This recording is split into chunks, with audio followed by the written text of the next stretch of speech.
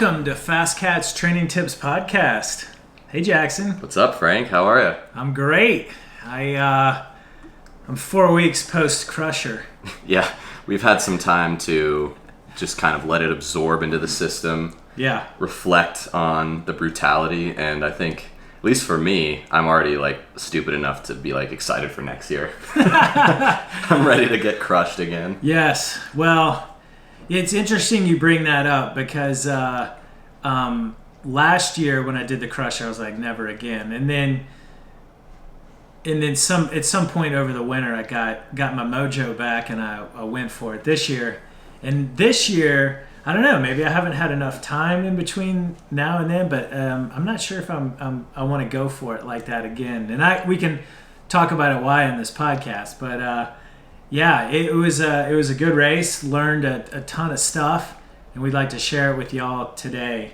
And I think one of the biggest things when I talk about, should you go back and do it again, I should put that into context because I've done 4 Crushers now, and you've only done 1, so you're still a noob. Yeah, totally. But you also have that youthful exuberance. But I think the big reason why I want to do it again is now I know what to expect and I know the course, because I was just so I knew, from our last podcast on it and just from talking to people and researching it, I sort of knew what to expect in terms of the course, but of course you can't prepare for actually being there. And so I think it'll absolutely change how I race next time. Yep. And just knowing the course for these gravel events is just so critical. I mean, any bike race, I guess, but yeah, it's huge. Yeah. Now that you've been there, done that, you know what to do for next year. Yeah. And I mean, remember how we did all the podcasts when we were talking about 2 1-hour climbs? Yeah. How accurate do you think that is now? Yeah, I mean, definitely so accurate. And I think the training, looking back in terms of the training, luckily, and we can talk about the actual day later, but the training leading up to it, these gravel simulation rides, you're trying to mimic what the actual day is going to look like. And I think I probably just didn't go into that second hour-long climb in the simulation rides tired enough, because I just got my ass kicked by the Col de Crush, like everybody does. But at the same time, I think I was also well prepared for that, in the sense that I sort of knew what that was. I knew that was coming, and I had done that, theoretically in the training. So, but yeah, that's pretty damn accurate, the 2 1-hour climbs. Yeah. And that was, for me, that the obviously the Col de Crush is hard, but for me the hardest part was the Sarlacc pit. Oh yeah, and the Sarlacc pit was not bad this year in terms of temperature. Yeah. Last year in 2017, I have the file. It got up to 108 degrees in 20 minutes. It goes from 90, 94 to 108. This year, because of the rain, it was not near as bad. I didn't notice the heat at all in the Sarlacc pit, but you still suffer there because you go from that 45, 60-minute section of flat to climbing again, and it's uphill and it's pretty high rolling resistance. Yeah. Yeah, the Sarlacc pit is what separates the men from the boys, for sure. Yeah, I was shown up by the men in that one. But you were in the lead group, though. Yeah. So that's what that's a victory. I think Jamie Driscoll or one of those guys just put the freaking hammer down, right as we hit the Sarlacc pit, and and it was just can't do it. Yeah, but you finished 13th, right? 14th. Yeah. Dude, that's baller. Yeah, I was stoked about that. I mean, I was hoping for top 10, but I just didn't really know what it was going to be like in terms of the competition, and so yeah, I'm happy with that. And I think for my first Crusher, it's not bad. Yeah, I think that's outstanding. Yeah, you got to feel pretty good about that. Yeah, it was fun. Well, I think we should break down your race, and let's analyze it. Let's talk about what happened. We can do that with mine. Yep. If anybody wants to hear, we can. Sorry, my dog is. Go lay down, Molly. Been quiet all morning, and now she's getting antsy. Let's get into your race, and just I think so much of how your race goes is just it's just a race of attrition, and I think one way to look at your race results and improvement for next year is I hung with the lead group to the Sarlacc pit, and maybe next year you hang with the group through the Sarlacc pit to the Cold Crusher. Yeah. And, you know, that'll probably bump you up a few positions. Yeah, I mean, and I think that's the key is, like, you know, there was guys that made it through the Sarlacc pit in the group that lost a lot of time on the Col de Crush and the run-in to the finish after the Col de Crush, just because the group just breaks up and you know, people detonate at different times. It's not like a group, like we were talking about, you know, in the first one, it's not like a group goes to the line and there's like a big field sprint, you know? Right. It's just like individuals, and like there was a guy off the front all the way through the Sarlacc pit, I think, that... All right, go sit down, Molly. You know, there was a guy off the front, and so, okay, maybe let's just start off with the beginning. And so the day started, it was kind of cold and rainy, you know, to start off. Let's just go to your file. Yeah. Keep talking. Yeah. So the race started off. Is that going? Yeah, here we go. Okay. Yeah. So yeah, the race started off pretty cold and rainy. Like it was definitely different apparently than last year, and it was looking like it was going to be a pretty brutal day in terms of weather. And did you carry a rain jacket? I did. I did too. I was worried. I know, and because the night before we were staying up at Eagle Point, which is where the race finishes, up at 10,000 feet, and reconning the course the afternoon before, we got caught out in this epic hailstorm, rainstorm. Like the road was flooding. It was insane, and so. The day of the race, you know, it kind of looked like that was going to happen again. You know, we're in Beaver, and you know, people are kind of warming up in rain jackets, and it's sprinkling. And on the run-in or like the rollout on the paved climb out of town, it started raining. Yep, yeah, it started raining almost immediately. I didn't even get to do my opener ride on Friday, which we can get into. It would just started pouring rain. I didn't want to trash my bike the night before the race. Yeah, and so. We started off, and I think like a group of your group like caught us. I was in that group. Yeah, no, I saw you. I was like, "Hey, Frank!" Yeah, he rolled past, and then they attacked the group, and I had to go with them. Yeah. So we went from being behind you to being in front of you. Yeah. In a period of like 2K. It was so funny, and then we just started to catch you guys on that climb. But yeah, it started off super mellow. Like the initial climb, the paved section, we were just kind of rolling like low tempo up that, and then we made that right turn onto the dirt, and right here, and your heart rate goes from like an average of 147 to 180, 179 exactly. for the next 47 minutes. So we hit that climb, and then it was like, the gas goes on, and then and then pretty soon, and I didn't even realize until fairly late in the climb, this is the first dirt climb, the group was whittled down immediately to about maybe 15 guys, and one of the Hangar 15 riders, they had like a full team there, probably like 5 or 6 guys in the race, Utah team, including Rob Squire, who's like won it the past few years.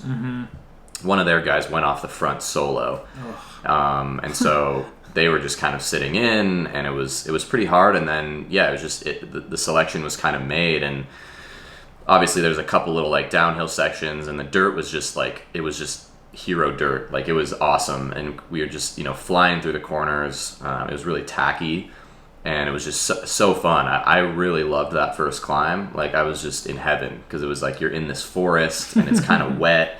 And you're in this group just crushing, and you're rolling pretty good. And then we hit that descent, and it was a pretty small group.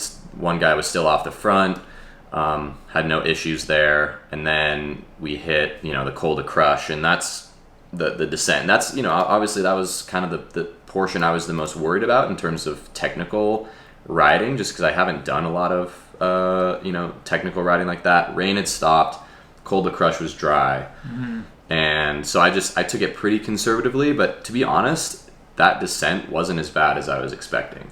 And did y'all regroup afterwards on the pavement? Yeah, so there was like there was like a group of maybe 5 or 10 guys who were all together going down the Col de Crush. I was like off the back with like maybe 4 other guys were kind of off the back spread out. Yeah. So I was just riding pretty conservatively, not taking any risks. Yeah. And we were maybe like 30 seconds or so off of that group once we hit the flat part, and so we just kind of team time trialed it back into the group, and then we were just pace lining it through the flats because there was still that guy on the front, and then the hanger, there was like 3 hanger 15 guys in that group, so they were just sitting on. Mm-hmm. So we were forced to chase, and it's guys like Jamie Driscoll, Ned Overend was in there. You guys did 42 miles an hour for about close to 5 minutes. I mean, anyone that goes off the front during that's just a tactical blunder. Yeah. So I think they caught him. I mean, he finished like I almost caught him. So I think he kind of just blew up. Yeah. But we hit the Sarlacc pit, and like I said, that's where things kind of blew up for me. I was eating and drinking well. I wasn't struggling with the heat. I felt really good over the first climb and through that flat section through whatever Circleville and stuff. Mm-hmm. But yeah, they started attacking in the Sarlacc pit, and it just I just couldn't do it, and so I just kind of had to ride my own pace going into the Col de Crush, and obviously that what can you say about that climb? It's brutal. It's just long and never ending, and the worst part is you get to the KOM. Yeah. And I'm doing air quotes for you guys listening on the podcast version. It's not really the top at all. From here all the way to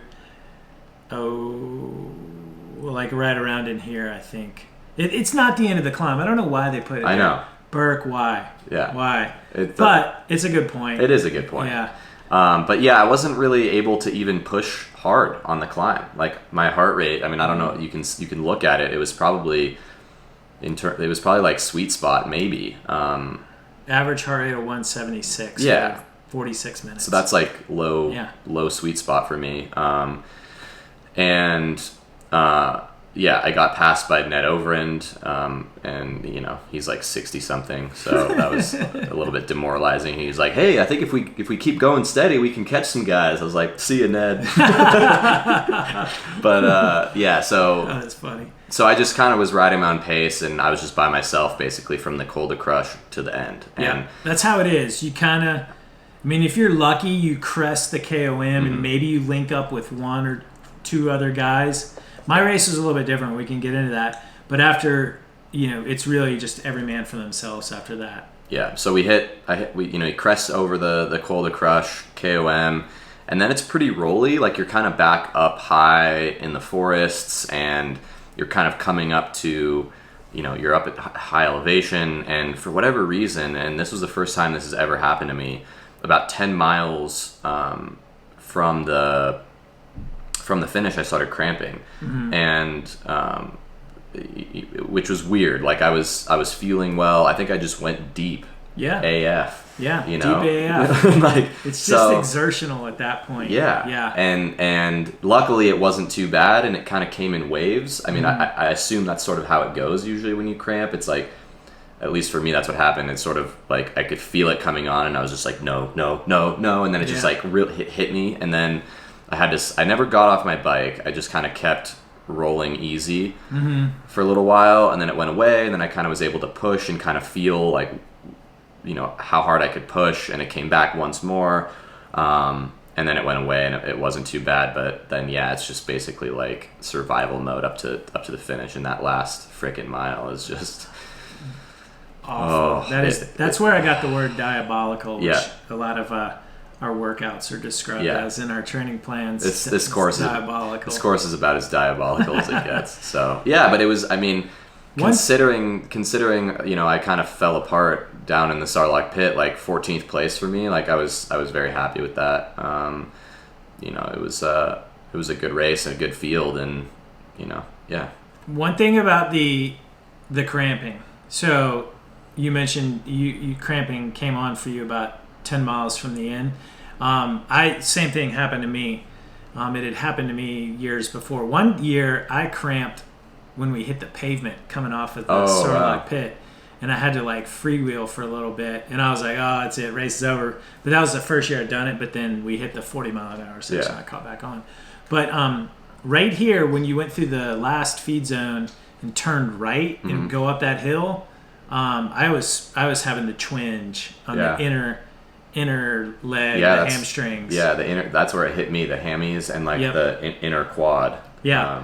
I didn't go full lockup, but I was like, oh, it could come on. But I've been in that situation before, and usually if I keep pedaling through it. Yeah. But I was worried. And then I did close to the full lockup at the finish line. This year? Oh, yeah. Yeah. Yeah, I sat down, and then I actually cramped up in the arch of my foot. Oh. And then in my hand a little bit. My back locked up. Like I couldn't like bend over. Like it was just it was in a world severe back pain all day, all night afterwards. Well, let me ask you this: so you've already said you're going back. What are you going to do differently to go faster? I think probably play a little bit of a more conservative game going up the first climb. There was a few guys that passed me going up the Col de Crush that were not in our group going over the top. Which was interesting to me because I was like, how did you gain so much time? I mean, other than me just sucking on the crush. But like, I think that I felt really, really good on the first climb. Like I was like, holy shit, this is my day. But I obviously my heart rate was like average 189 or something on that climb. So it was one of those things where I think even though I felt really good, I was just excited in the moment of racing, that I just didn't really realize like how deep I was going. Yep. And so I think that was the main issue. I think obviously I wouldn't change anything about how I descended the Col de Crush. I think it was smart to take it conservatively, but next time I'll know what to expect. And then I think it's just about conserving those matches. Maybe I did a little bit too much work in the group going through Circleville and the pavement and stuff, because we had there's only like a few of us actually working. Because did you work? Yeah. Oh yeah. Interesting. Hold on. Was Jamie and the Colton, and those guys, they were working? They were all working. And how many people were sitting on? I think 2 or 3. Out of a group of 15? 15. Maybe less. Maybe it was like 8 to 10 people. I was taking soft pulls. I wound up with a bunch of pros, so I was pulling through to keep us going, but I was taking like 10-second pulls to their minute. I was not pulling super hard. Okay. Like I wasn't like super like trying to bring this guy back, but it was still, I was like, you gotta like do your part. Yeah. But you don't need to do any. No, I wasn't hero pulling, but it was like, but still, it just does wear on you, and especially when those guys are sitting on. But I think the biggest thing was just I probably ripped the first climb a little bit too hard to stay in that group.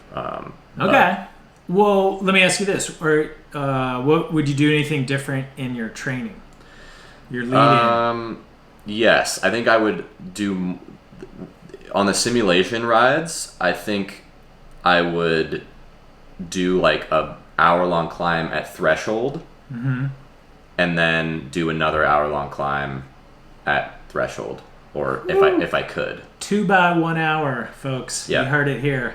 Yeah, because there's just I think that's the only way to prepare for that is to actually, like you said in Training Peaks on the Crusher plan, it's like you have to go into the second climb tired, and I think it's just hard to mimic that. And obviously, racing brings out that next level, but I think that for my simulation rides, I probably just didn't go deep enough beforehand. I can't even do that in training. I've tried to do that in training 2 by 1 hour, and my second hour I can't do it. Yeah. And I mean, no surprise, I can't do it in the race, but but you can try. And I think I think I just didn't try hard enough. I think those simulation rides you gotta try to suffer. Exactly. And try to suffer more than you probably would on a normal simulation ride, and then just parlay that into suffering. You gotta suffer good. And number 2 with the simulation ride, I think I would try and keep it close to the race length. Like my file is 4:56. I was doing 6 hours. Yeah. I don't think I needed to do that. I think it'd be Yeah. better to do up the intensity, lower the duration of those. Because, I would agree with that. like obviously, 4:56 is fairly short for some of these gravel events, but it's intense. I mean, you're basically full gas the whole time. So it's the hardest 70 miles you'll ever do. Yeah. Yeah. And you're always pedaling. There's always pretty hard moments. It's not a 5-hour road race where you're sitting in and all that stuff. No, Right. It's just, except for the 8-minute call descent, which is gnarly. It's a different level of, you're always paying attention. It's the hardest 70 miles. Yep. What, so you were on the Crusher training plan, which I think is relevant because I talked to a lot of people who were on it. I was on it. The guy who kicked my ass in my race was on it. He passed me at the end. Yeah. Like on the last climb. Right. When I was cramping. So let's give him a little plug. Gary Holt. Gary, if you're listening to this out there, well done. Gary gave me an email 8 weeks prior to the Crusher asking about what he should do for the Crusher. And we were talking coaching at first, and then he didn't know what he wanted to do long term. So I was like, hey man, just do this plan. And he did it, and he crushed it. Literally, he set a course record for the 45 plus. He lit it up. What did he do? Like a 4:38? Yeah. What was your time? 4:39? Something like that. Yeah. He was very close to me. And he was on another level. And I mean, I'm mentioning this because it's like a next level testimonial for the Crusher plan. So I think the Crusher plan is extremely sound in terms of preparation. So I can't recommend it enough. And I mean, I would presume you're going to do it next year and just tweak it and optimize it. Yeah, and it's going to be interesting too because, I've taken some time off and I haven't really been like specifically training. I did this like cycling camp last weekend, but I'm going into another gravel event this Labor Day weekend, Rebecca's Private Idaho, and so I'm curious to see if any of this load kind of carries me through, just because obviously it's a very different kind of event. It's a lot longer. It's a stage race, but I just sort of have started to get back into training this week, and I'm feeling good, and so it's even just that level. It's like I'm feeling good. So I think even if you just use the Crusher as a training ride, it's pretty hard to mimic that kind of event, basically, or that kind of effort in just training. Yeah. So I'm looking at your performance manager chart right now. Let's just blow it up. Here was your build up for the Crusher. Here's your TSB plus 35 for the Crusher. So if you've been listening to our podcast, we talked with Coach Isaiah last week, who talked about coming into the Tour Utah hot. And for all you Masters athletes out there, and I've talked 4 down off the ledge since that podcast about that's not how you would do it if you were a Masters athlete. Look at Jackson. He's plus 35. And you felt great. Yeah. So, it's just, I think, granted, this is a single one-day race versus a stage race, which makes what Isaiah was talking about a little bit different. But I'm still a big proponent of TSB and tapering and resting up prior to the event. But that said, it looks like, you've been positive form here. You're starting to kind of get into the groove of things. I mean, if I were you, I wouldn't really look at your CTL is like 80. I'd kind of keep it. I would do hard simulation rides. Yeah. And not really worry about trying to build CTL. Yeah. Because you're 3 weeks out, right? Yeah. And so I'm basically just gonna do a couple hard efforts during the week, maybe a long simulation ride on the weekend. I just don't have a lot of time to train right now, so the focus is going to be being fresh, because and obviously I'm more focused on the last day of Rebecca's, which is the 95-mile gravel race, and then there's also a kind of a technical short stage and then an uphill TT, which I'll be fine at. But right, endurance is not your limiter. No. Yeah, and I think that's important for a lot of masters athletes that have been racing or riding for a long time. Yeah, there's such a base. Endurance is not really a limiter. It's the ability to make that quality power output during. And with that said, that would be a good segue into my Power 5. Yeah, because let's check it out. My peak power sucked. Yes, really? My endurance was money. So like my taper nailed the race. I got stronger as the race went on. I went from getting dropped out of the lead group on the first climb and probably like 8th place to clawing my way back to 4th place as the race went on. That's funny. That's like the complete opposite of me. Yeah. Well, that's why I'm going to explain why. So when I was getting dropped, let's just get right into it. Yeah. When I was getting dropped, I was only making... right here. Are you recording this? Oh, wait. Oops. Hold on, podcast land. I want y'all to see this. Yeah, we got to record this. So this is and we're going to put this podcast up on our YouTube channel so that you can look at the power analysis. But so race starts out normal. I feel great. Let's just skip forward to when when it goes down. When you turn right, you go up the climb. Life is good. I do 20 minutes at 3 right here. So I'm in the lead group. What's his name? Forget your name. John. I think your name is John. Anyway, he's a legend in the crusher world. I think he won the first crusher. He's pushing the pace, and I'm struggling a little bit. I'm like, okay, this is hard, but I'm looking around, and we're down to like 8 guys, maybe 10, and I'm like, oh, this is great. We're ahead of the pros. If we can just reach the peak of the first climb, y'all will absorb us. Then I'll draft the rest of the way. We'll get like a boomerang, a turbo. But after 20 minutes for me, only 303 watts, which is my FTP, I started to kind of suffer a little bit, and I was like, come on, if you can just hang to the crest of the first climb by the lake right here, I can get a little bit of recovery. But after 20 minutes, man, I had to back off, and that's what you see here. When I say back off, I hadn't even looked at this. 266. That's just poor. And that was because I just went pretty deep here, and that's not representative. I can did a field test like 4 weeks before the crusher at like 320.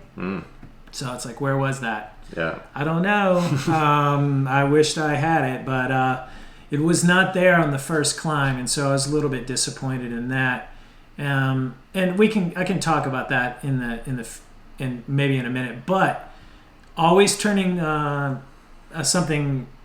making something positive out of a thing. That's the way you got to be in the crusher. You're always going to meet adversity. Something's going to happen. So I kept forging ahead. And so really for about 10 minutes, I had a woe is me, this sucks, some thoughts. And you guys passed as the pro field came up to us, which we'll get into in a minute. And then we hit the first downhill. And right around then, some other professional riders that have gotten dropped from your group catch me. I'm able to get on, and that like breathed new life into me. All of a sudden I'm drafting. We're on those rolly sections. We're rolling pretty hard, and I got in with some pros, some of those hanger guys, and I was with them all the way to the Sarlacc pit too. And that was a race saver for me, because we went pretty fast, and I was able to draft, and I was able to take pulls. But that kind of, if we had not been in front of you, that would not have happened. But yeah, I was so surprised to see you guys just come flying by us. I was like, well, here we go. All right, let's talk about that a little bit. So this is true Masters bike racer fashion. Everyone's aggro from the get-go. And I think some of the Utah guys had this planned, because we caught y'all in 300 meters.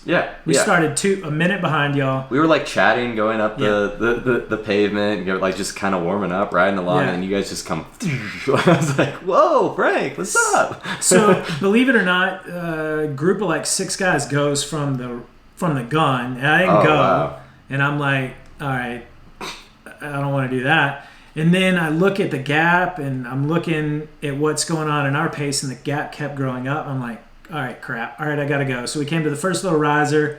Fortunately, some other guys were thinking the same thing, so I hitched a ride on them. We come up to them.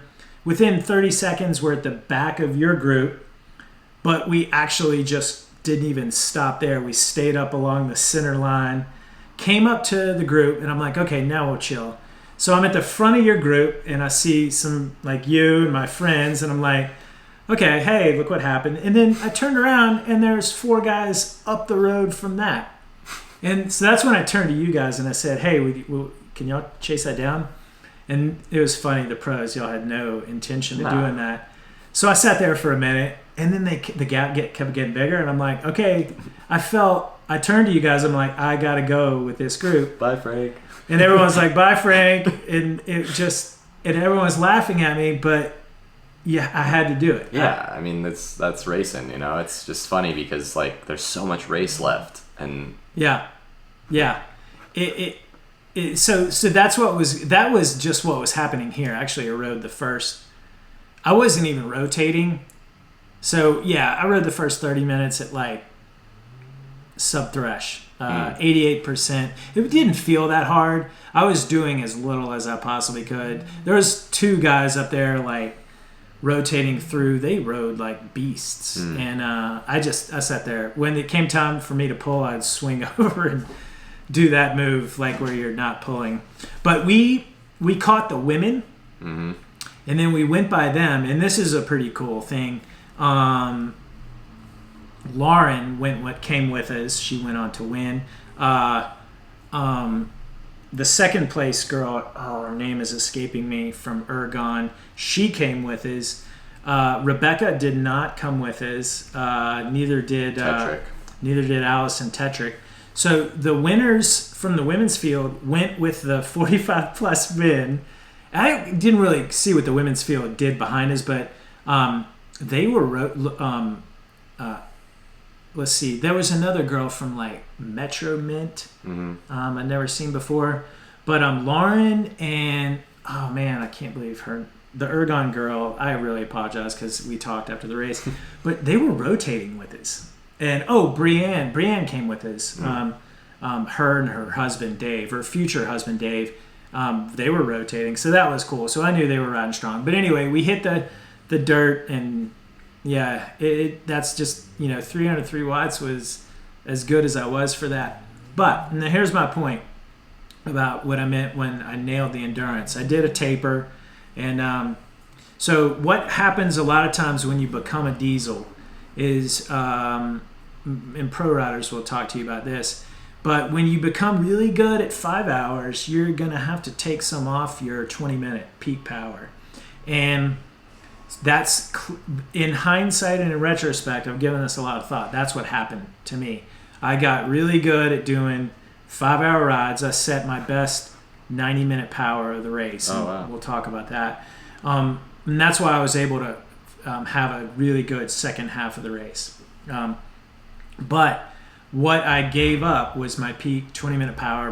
Probably my FTP wasn't that high on this day. And so if I were to go back and do it again, I think I would probably carry a smaller training load, and I would work more on my, just get my FTP up really high. Yeah. And because I thought I came in around 310, 320, but clearly that wasn't the case on this day. I kind of missed it on that. My shtick I've always been really good in endurance, and that's kind of where that's where I'm good at, and as I exemplified here. But I've never really had really high threshold power, good VO2 power. So that's what I would focus on next time, in addition to nutrition and weighing less. And when you do this race and when you're getting dropped, you go through all this stuff in your head. I got grumpy. I'm like, I would have done this different. Did this. My bike's too heavy. I need those NV composite gravel wheels. Yeah. But I feel like at this race, that shit doesn't matter. Like, it is. I mean, obviously it makes a difference, but like, I wasn't getting dropped because my wheels were too heavy. I was Right. getting dropped because the Sarlacc pit is fucking hard, and That's I was right. just getting smashed by Jamie Driscoll. Like, They have higher power weight Yeah. ratios than you after 3.5 hours Exactly. of racing. Exactly. So, so it's just something important to take into consideration. I think that gear is obviously cool and important, but like, I don't know, you just can't yeah. you can't fake the training and fake the long-term consistency. You know, you and I have both been, you even longer, but have been racing and training for many years. And I think just that for this kind of event, like, yeah, it's just, I guess, about just, you know, tweaking and polishing off that high-end power over the course of a long day. Yeah, that's the holy grail, to have the peak power and the ability to make it over the course of 5 hours. You know, so we saw my peak power here, 30 minutes, 20 minutes at 303 watts. That didn't get the job done. Sarlacc pit, the pros that I was with rode away from me here. I knew they were going to. So I just got into my own pace from the bottom. I didn't try to hang with them. Mm-hmm. It was hard. As you can see, I only really did like 273 watts. Yeah. Go through the second to last feed zone, the bottom here. Man, the pavement going into this Cold Crusher, I was like, man, I suck. I was only doing 250. And that's it's just so, like, it's just, that was like the worst, because you go through the Sarlacc pit and you're like, oh, thank God it's over. Mm-hmm. And then you hit that pavement and you look up and you're just like, oh, it's a grind. there's the Cold Crusher. I almost forgot about it. So, but I forged on. What you're looking at highlighted here is 12 minutes at 244. You know, heart rates, that's not that high. That's like threshold heart rate for me, though. My heart rate was just high the whole dang thing. I mean, look at that. Yeah. You know, you can't say I wasn't trying. That's threshold heart rate. Sarlacc pit's threshold. This is all threshold. So right around here, I saw my friend that I road tripped with, Velo News editor Chris Case. He had completely cracked here, and he had decided he was going to take a break. Oh, really? Here. Yeah. He was just chilling out? He was not chilling. Cracked. Yeah. So I came by Chris here, and this is where my race started to turn around, because Chris was like, let me take some pictures of you. And I'm like, hey, I can't slow down, because if I slow down, I'm not going to be able to get started. So that didn't last very long. And then right after that, I met up with the guy that I finished the race with. So this has happened to me before. And 2 years ago, two crushers ago in 2016, I met up with this kid from SRAM right around the KOM, and we rotated together for the rest of the race. We became blood brothers. But whoever, I forgot your name, we came together right after that, right? Maybe about like a K or two below the KOM. He was on like this super gravel bike. He had like a backpack underneath, a frame pack, and damn, kid was wicked skinny, because I swear he probably had an inch or like a waist of like 26 inches. Really skinny, good power to weight ratio. His bike was a tank. I didn't mention that to him. But I would pass him, he would pass me, and then right at the KOM, I passed 5th place, and I recognized him from the beginning of the race. He was one of the guys that was drilling it. Classic. Up the canyon. And in hindsight, on the podium, he went on to finish 5th. On the podium, he's like, good ride. And then somehow we got to talking. He won the Crusher last year. Oh, wow. I didn't know that. So if I'd known that in the race, I would have felt even better. But when I came past him at the DNA KOM, he's like, way to go, dude. You've got it. And it was funny. I was like, thank you. And then I kept going, but he came with me, and he was with me the whole rest of the way. And I knew it. I'm like, oh, man, gotta drop him. But right when I started to cramp, when we turned right from the last feed zone, I started to feel good. And we were with a group of like 1 or 2 other guys. That's right here for you guys following along on the screen. yeah, the power is like pathetic. But I mean, we were going hard, and It's also important to note that we're up high at this 10,000 feet. Yeah, so your power is going to drop naturally anyway. Yeah. It either easily 3 to 6, 7, 8%. But we were grinding away. I was doing the majority of the pulling because I was trying to honestly stay ahead of him. And so I'm with my frame pack compadre, and we're passing some other people. And we crest out. You know, you come up to the top of that climb, and you're in that wide open meadow, and then you start that crazy fast ascent. Yeah. So since I've raced the Crusher many years before, I kind of knew where we were, and I'm like, sweet, we're almost to that downhill. And by the time we got to the downhill, only me and the frame pack guy are left. We had separated ourselves from the winner from last year, and I kind of was like, maybe I'll catch some people in front of me. I was having a second wind. It hurt like heck, but you know, we were that close to finishing, and I kind of got the fire back and motivation. Well, and that's like you were saying when we did the first podcast, it's just such a mental game at this point because everyone is suffering, everyone is just wrecked. And, you know, I was mentally struggling a little bit at this point because I was, you know, cramping and I was just by myself, and I was like, oh, I'm going to get caught by like a bunch of people and lose my like high position. And, you know, but yeah, you kind of do get that second wind after that descent, and you like hit the pavement for the climb, you know, the final climb. And that's why, yeah, you just have to stay in your positive headspace because that's how you finish this thing. Yeah. You have to be grit and tenacity. You have to keep going forward. And so when I look back on my race, speaking of grit and tenacity, that's what I'm most proud about of my performance. I'm really disappointed in that 3:03 for the first 20 minutes. That's bad for me.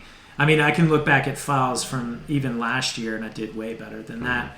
But what I was most impressed with was my grit and tenacity because I stuck with it. And you know, I finished strong, and I was pretty happy with that. So I was satisfied. But my story's not over yet. One second. So we bombed that descent, and the cool part about bombing the descent is frame pack guy took the lead initially, and then I could tell he wasn't. He just didn't want to take as many risks. And so I just started bombing it. And I had done the descent before. Maybe he hadn't. I can kind of tell that. So I'm railing the corners. I'm lighting it up. And we dropped the other three guys that were back. And all of a sudden now they're no longer in sight. I'm feeling pretty good about fourth place. And we get to we had to actually go through some cars. Did you have to do that on that descent? We did. So there was a couple cars. So I was riding to the far left, just hoping nothing was coming. Thankfully it wasn't. But we hit the pavement, and he had to do that. You had that one intermediate climb. Yeah. We got to the top of that, and me and frame pack guy gave each other fist bumps. Like we made it. We made it to the penultimate climb. And so we do the descent, and I was feeling pretty good there. And we turn right. You know, it's kind of a sharp turn, and I stand up out of the saddle to I'm like, I'm gonna finish this strong to give it.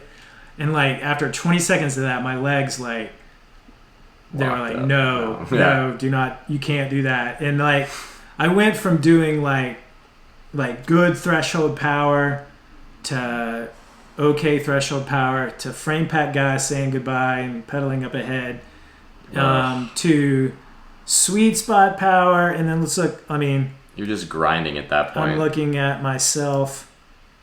235 for the last 3 minutes. That's like 78%. And that was as hard as I could go. Yeah.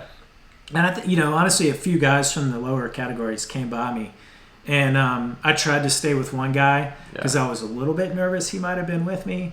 I was like 90% sure he was in a lower category. Yeah.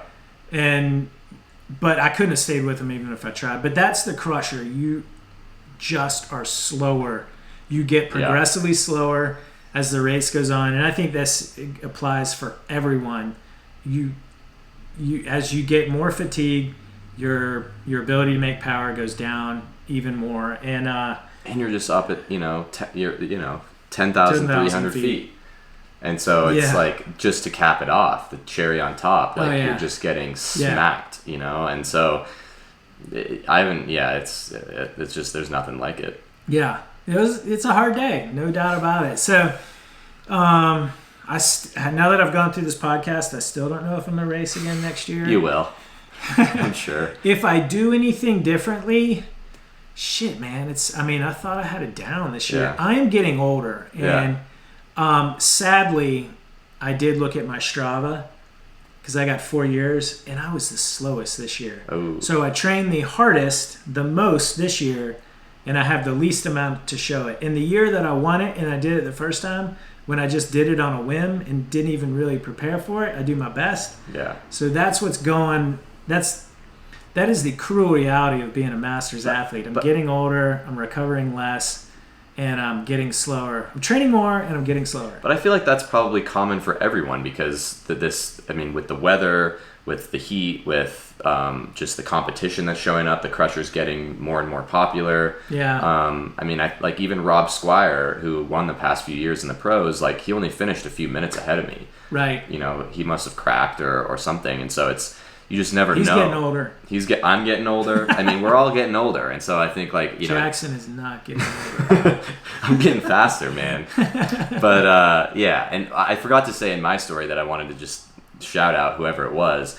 But as I was rolling back down after the finish, back down to our house on Eagle Point, a guy was finishing, suffering hard in the box, like 200 meters from the line, looks up and shouts, "Hey dude, I loved your Crusher podcast."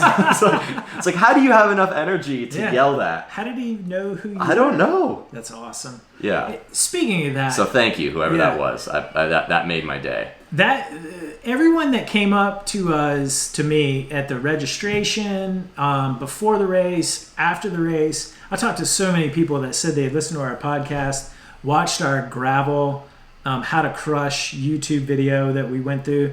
That's reason enough to get me to go again next year. And so thank you. That was fantastic. That's motivation alone. We'll keep doing it. And I don't know if I'll come back. I might need some more time. Here's what I want to say about why I'm not sure about coming back. And this will resonate with a lot of Masters athletes. But I trained my ass off for it.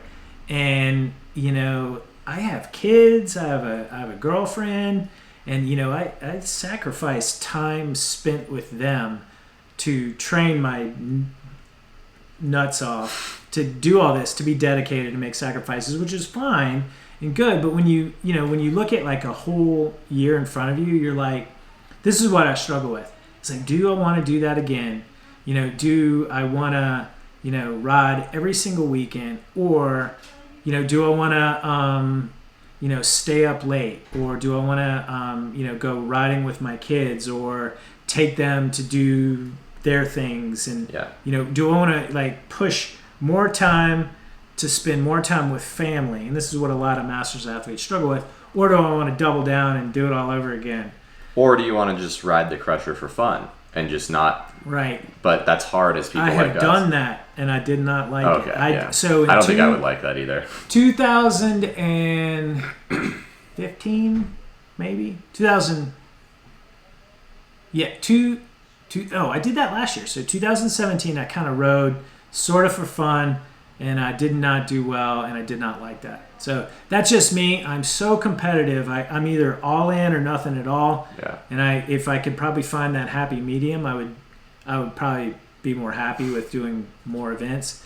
But I think everyone coming up and saying how much they like the podcast and meeting everyone. I mean, I talked to guys from California that were coming up to me and saying how much they got value out of seeing the course. That alone is worth giving their come back. So that's where I'm at. That's where I'm at. Yeah, I mean, it's a fun event, and I mean, I definitely recommend it if you love suffering. It's about as good as it gets, and I mean, I think that's probably probably all we need to say. I mean, I'm looking forward to my next event at Rebecca's Private Idaho. I'm sure I'll see some of you out there if you're listening. Come up and say hi. It's my hometown. So I'm coming back home, and so it'll be fun, and look forward to that. Do you have anything on the schedule? Let's see. So I think I'm going to do the Golden Grand Fondo in 2 weeks from now. I'm going up to the Colorado Classic next week. Yep. And Phil Gaiman and I, we're going to do Cookie Corner. I'm going to bust out the cheetah suit and see if I can get on TV, which I did last year, which I'm going to try to replicate again this year. It's like do you remember the bike races or the cyclocross races? That guy would hold up the sign, Dirk Hoffman Motorhomes. No. Oh man, like every single cyclocross race there would be this fan, and he had this white placard he'd put over the barriers, and he got on TV every week, and it was guerrilla marketing. Nice. So I'm gonna do that. I don't have anything big on my horizon because the Crusher was my biggest thing. You know, for me, school's gonna start with the kids next week, so I want to get them back to school. Cyclocross is coming up. I'll kind of do a little bit of that.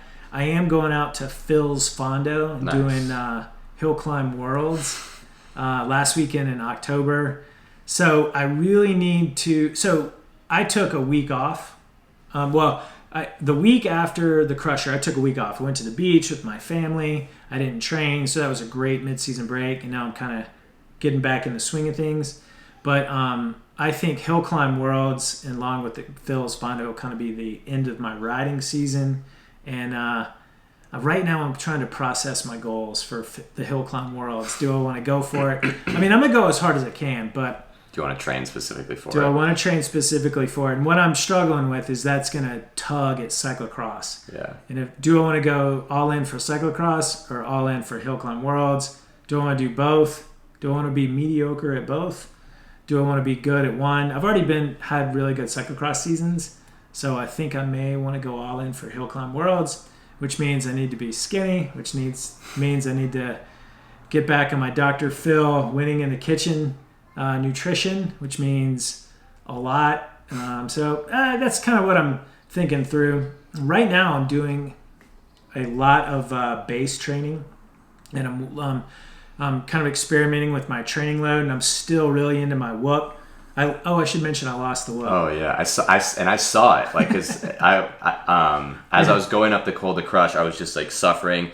Yeah. And I looked down and there's like a shattered whoop, like buried into the dirt. Me. And I was like, Frank, what are you doing? Well, I saw it coming back up too. So for those of you listening, the Col de Crusher's a rough enough descent. The whoop on my left wrist, the clasp came undone because of all the jarring, the stutter bumps, the rocks. And it dangled around my wrist for about another 2 or 3 minutes. And I was trying to take my hand off the bar to redo the clasp, but it was too technical, too fast, and I couldn't do it. And much to my dismay, then the clasp broke. Oh. I donated it to the Col, and then I saw it 2 hours later on my way back up.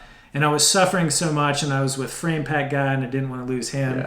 So I couldn't stop. But I didn't wear my whoop for 2 weeks, and I called Whoop, and amazingly, I told them what happened. I said the clasp undid. They sent me a brand new one, no charge, so shout out to Whoop. And we hope to do a Whoop podcast coming up. So point being is I'm into my Whoop. You know, I didn't have the best recoveries during my taper. I thought I was going to go green for like 10 days straight, and I just didn't. Yeah, same here. I was pretty low, like the days leading up to the race especially. I think the traveling, the bad sleep, you know, but that's how it goes. My HRV was all over the place. It was really hot, and I didn't sleep extremely well. We don't have AC here in Boulder. So I didn't nail my taper according to my whoop, and though I think that's a whole new podcast. And but anyway, I'm back on the whoop. I'm experimenting with lower training loads, and I might try to apply that to Hill Climb Worlds and try to learn something out of that from my own training and be able to relay that to everyone in the, just through coaching and podcasts and all that. So that's what's up with me for the second half of the year. Nice. Well, before we close it down, I want to do just a shameless plug. My friend Griff came out to the Crusher with me, and he made a really sweet little short film about the Crusher.